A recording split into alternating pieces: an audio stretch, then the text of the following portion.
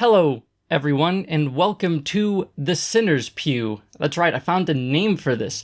Today, joining us, we have Godless Engineer and KC, who also appears on the Godless Engineer channel. If you haven't heard of them, somehow, links to them in the description below. So, how you guys doing? We're doing all right. I'm good. How you doing? I'm doing pretty well. Now, right now, this is being streamed on my main channel, but The Sinner's Pew now has its own channel. I have a link to that in the description below. I encourage everyone watching to go there, subscribe, watch a video.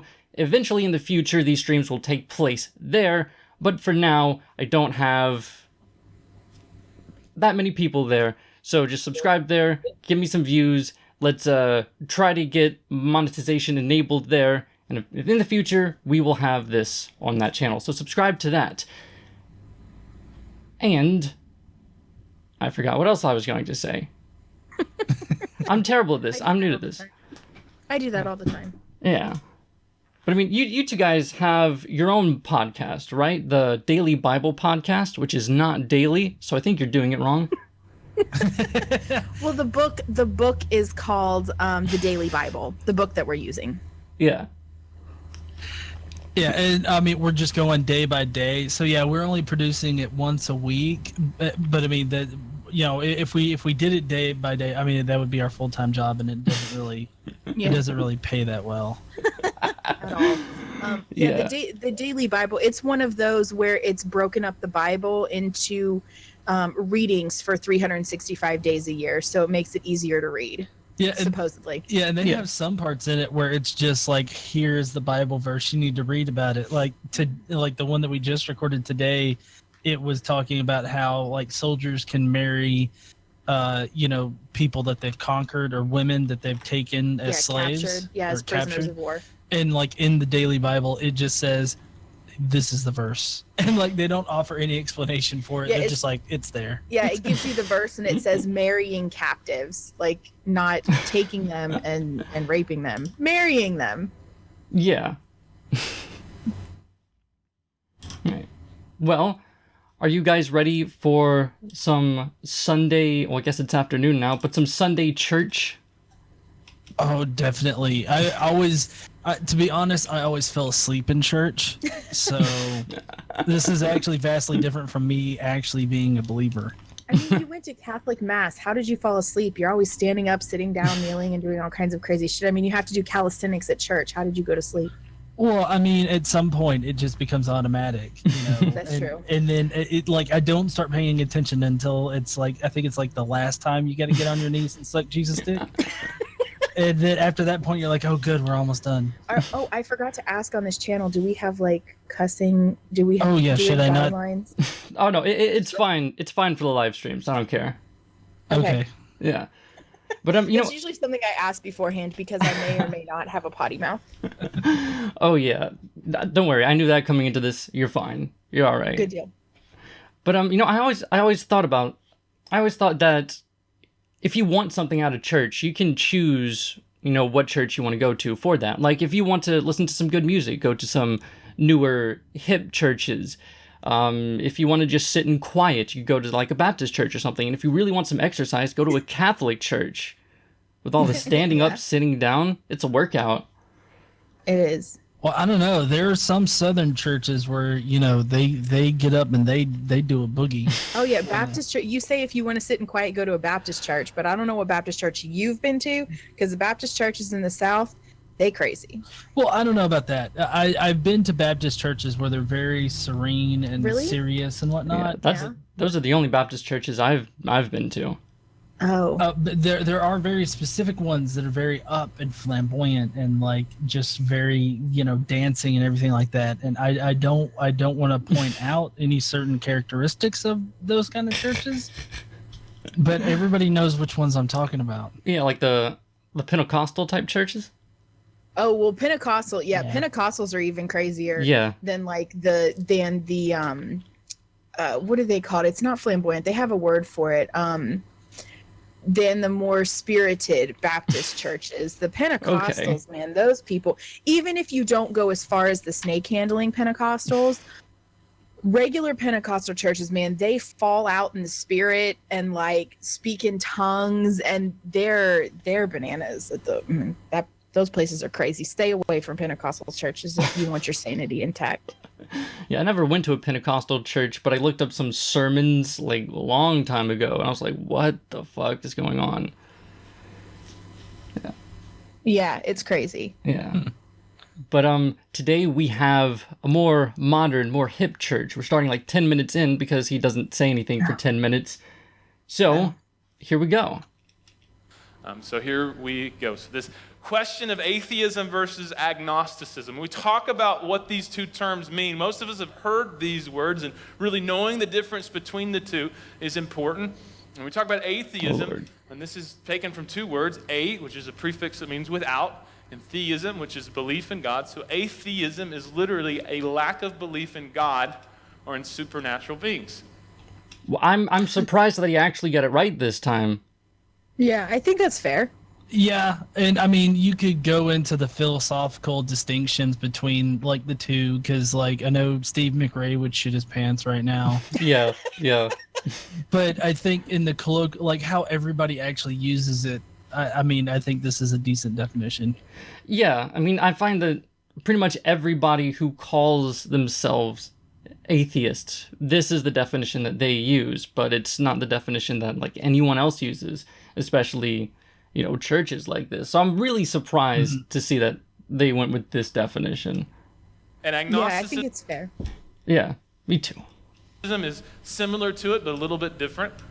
Agnosticism is the view that the existence of God is impossible to be known, or it's impossible to be proven. We'll dig into that just a little bit more. The word... Well, this agnosticism could also be you don't claim to know whether or not you think it's possible. So, yeah. Well, so what I think is interesting is because I don't necessarily accept, like when people say I'm agnostic, to me that means nothing, because agnostic can be applied, Gnostic or agnostic can be applied to anything. It only speaks to knowledge, and you have to have something, you have to have a qualifier. Agnostic of what? About what? And so to me, like, agnostic isn't a thing. A lot of people would disagree, and I know people use it colloquially to mean like, I don't know if a God exists or not. And that's fine. I mean, I'm not saying that people can't do that, but to me, that doesn't mean anything. You don't know if a God exists, that's fine. But I think most atheists are agnostic atheists because they don't know. They can't 100% know for certain that a God doesn't that no gods exist, but they don't believe any do. Yeah. So I think that's where most atheists probably sit. Oh yeah. Right.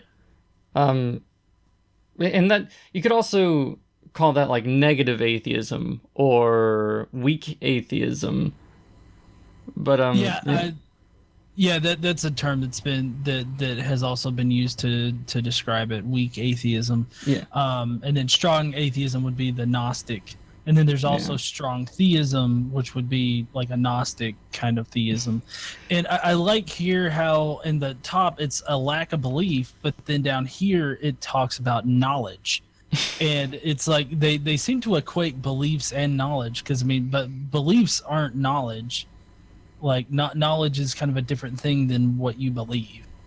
Yeah. Yeah. Yeah. And I haven't watched this before, so I don't know if he says you can be... that these aren't mutually exclusive. But I do want to say that Gnosticism isn't actually necessarily related to agnosticism. Gnosticism are like early weird forms of Christianity that came before it was like structured and stuff. So like when go ahead. Yeah, so I don't like using the term Gnostic in that way just because of how confusing it is. I agree. I think that Gnostics is a very bad way to reference those kind of sects of Christianity, because the reason why they're called Gnostics is because they proclaim to have special knowledge about like the afterlife and whatnot. So I mean that's why they were originally called the Gnostics. But I agree that that's a very bad term to use for them, because Gnostic just is a knowledge claim. So I think that they're different contexts, but I get wanting to shy away from using it just because of how interchangeable they seem to have become. Yeah, see, I prefer to use Gnostic as far as the opposite of agnostic. I prefer to use it in its actual, how it's defined. But you guys are right. The Gnostic Gospels, the Gnostics, that's what they're called, and I think they're misnamed. Okay. Agnostic essentially means without knowledge. If we can't know. We can't know if there is a God. We can't know if there isn't a God. And so we're just really not going to bother knowing, because there's really no way to prove it definitively. And while both of these worldviews do not... I think that while you cannot necessarily know for sure that, say, a deistic God exists, I still think that it's fair to believe that he does not exist. Like, Russell's teapot. It's if someone was to assert that there was a teapot floating in space between the Earth and Mars, this isn't how the argument usually goes, but I think that it's far more reasonable to believe that there isn't one than to believe that there is. I think it's fair to say that there is none out there because there's no indication of it. Right. And I would say that being a strong atheist on a specific definition of God is totally reasonable, because these definitions of God that we can test, and if they fail those tests, then I mean, for all intents and purposes, they don't exist. And so I think that you can be a strong atheist on specific gods and whatnot, because I mean, most people, like even Christians, are strong atheists on like any other kind of God definition other than the one that that they particularly believe in. Yeah. I wouldn't describe them as strong atheists, but I'm just saying that they strongly think that they don't exist, and they actively think that they don't exist. And so it's just it's kind of that whole we go one God further kind of thing to their own particular definition of God, which fails any test that we can levy at it. Yeah, I agree. Like, generally speaking, I'm an agnostic atheist, but I am Gnostic on the fact that I'm sure that the Abrahamic God, the God of the Bible, the God that they describe, does not exist. Oh, yeah. Because, yeah, definitely. I can't say for certain that there is no higher powered deity out there. I don't think that there is, because there's no evidence of any, but I can't know it for sure. But I know that the stories that they tell about that guy doesn't exist. Yeah, but do you think that there would be a fair argument that could be made to say that no God exists, no deistic God exists, on the basis that there's no evidence, so it'd be more reasonable to think that there is no deistic God? Well, yeah. Yeah, I mean, I would say that it's a reasonable position to hold. Like to believe that there's not one, I think that that's a reasonable position. But to claim that that there's not one is a totally different claim. And yeah. I get the feeling that this guy doesn't really know the difference between the two, because like Tesla Ranger in the comments pointed out, he's actually describing an apatheist rather than an agnostic. Yeah. I thought that was an important distinction to make. Yeah, well, I think what he's saying is that he gave a decent definition of agnostic, but then said that, that leads to apatheism. Right. Yeah. Most of the time want to be categorized as a religion. Essentially, they do the same thing as a religion, and for many, they function as a religion.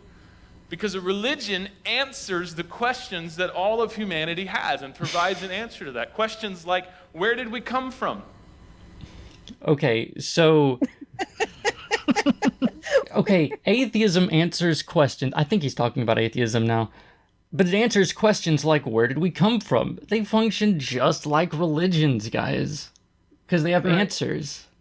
Well, I think that he's doing a common, like, I guess, creationist or religious thing where they mesh multiple concepts together and claim that it's a worldview or that they all go together. Yeah. Like, normally you see this with young earth creationists when they attack evolution, and they claim that, like, evolution talks about the Big Bang, or they mix the Big Bang in with evolution. But here it seems like he's doing the same thing, except he's meshing atheism and, like, scientific discovery. Oh, yeah. They do that all the time. All the time. Yeah, it seems like he's taking where you have how Christianity or whatever religion explains these things, he's saying atheism explains these things. And that's not accurate at all. Atheism answers a question. Do you believe in God or not? And so, or do you believe in deities? It doesn't even have to be like the Christian God. Do you believe in supernatural deities? Do you believe in that? Yes or no? That's all atheism is. So it doesn't explain anything else at all. Yeah. I think the trouble is that people who are, like, advocating for atheism, they tend to be, you know, the skeptically minded, the scientifically minded. So I can sort of understand that that's pretty much all you hear of atheists, because, like, if you're not, like, skeptically or, like, scientifically minded, then you probably don't really want to argue about your lack of religion, right? Well, maybe, but there are plenty of atheists that, like, believe in woo stuff. Like, I mean, atheists are not, just because we don't believe in gods doesn't mean that we are immune from having bad ideas. Mm-hmm. So, monotheistic religions say that we were created by God. Christianity says we were created by God in his image. And so all religions have some sort of an answer to this question of origin. Where did we come from? And atheism and agnosticism attempt to answer that question as well. But that doesn't make them equal to religions. The key is if you have a reason to believe that explanation. In religions, you are taught that that's where the world's come from just because, and you don't necessarily have indication of that. With, you know, science, not atheism, but science, there's a reason why we think this. There's a way we came to that conclusion, and it's reasonable, it's verifiable. This doesn't make it equivalent to religion. well, yeah, and I think a religion, there are specific criteria of what makes a religion. Right. And I mean, you can say legally speaking or just generally speaking, but usually religions have a recognized creed. They have a doctrine, they have dogma, they have formal worship types of services and traditions and things that they do. You know, they have disciplines, they have rules, they usually have a religious history if they're not new. And atheism doesn't scratch any of those things. Right. Well, true. I feel like he's confusing atheism, like the idea or just the bare essentials of what atheism is, and that's just the answer to one question: do you believe a God exists? And I feel like he's confusing that with the actual people, because the people can have explanations as to where we came from and whatnot, but that doesn't make atheism a religion. That's just people have, you know, what they believe as far as where we came from and whatnot. And for the most part, atheists do side with scientific reasoning. Yeah. And that's where he's kind of confusing the two, is that he's taking atheism, the principle, versus the people that hold the atheist position. Well, it's just another position. It's a separate position. See, like with religion, so if you say like Catholicism, well, Catholicism is their religion, but it also, through their teachings, answers all of these questions. So our ism, atheism, right? it doesn't do that. It doesn't do that. We don't have like worship leaders. Like we don't have that. It's just a position. Okay, so everything else that we think and believe and hold to in regards to creation or evolution or any other thing, anything at all, it's a separate position. And religion meshes it all together, and we don't do that. Yeah, but what I'm concerned about, what I think he's going to do, because we're already halfway there, I think he's trying to say that, oh, all of these religions, they try to answer the same questions. So atheism, or whatever he's conflating with atheism, it's just as good as Christianity. So let's see what direction he takes with this. Identity. Who are we? As humans, we can look at the created order and we can know that we are different from everything else in the created order. We don't see cows composing symphonies. We don't see frogs doing stand-up comedy, although that would be awesome, but it doesn't happen. And so we can look at ourselves and we can look at humanity and understand there's something distinctly different about us. And every religion attempts to answer that question. Who are we and why are we different? Yeah, anything to add on that?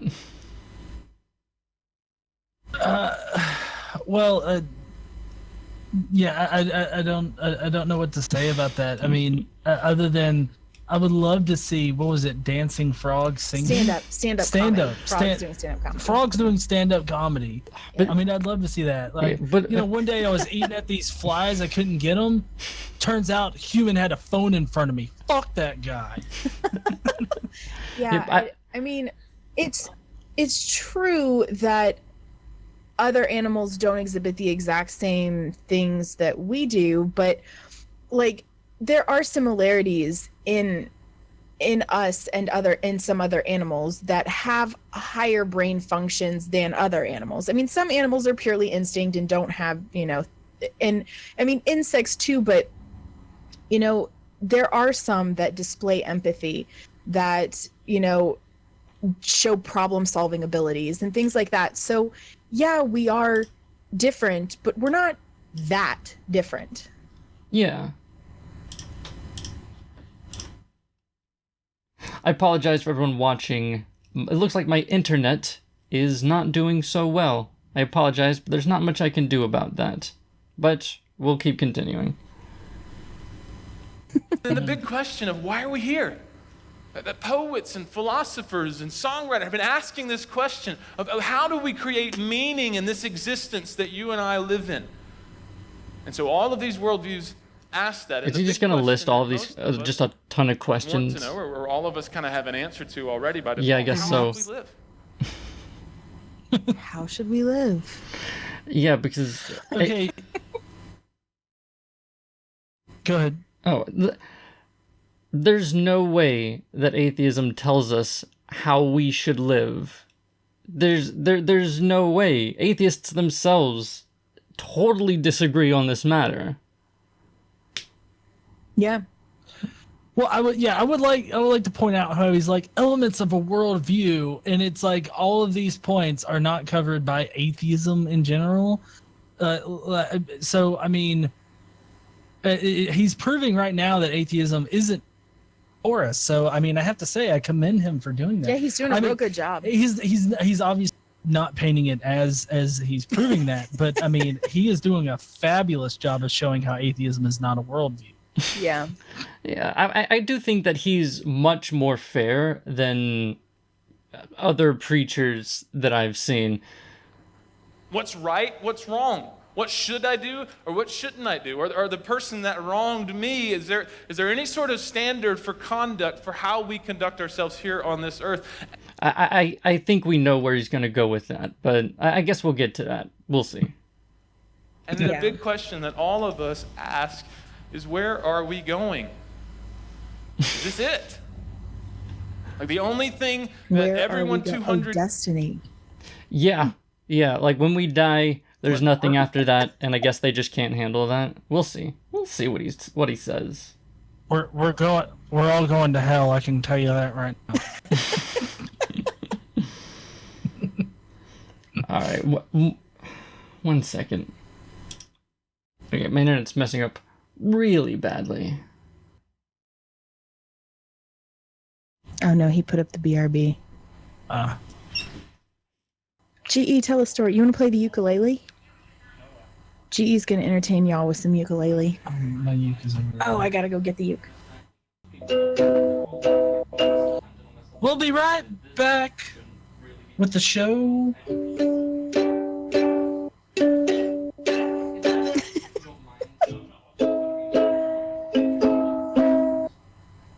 This preacher's not too bad, but he doesn't know what the fuck he's talking about. Yeah.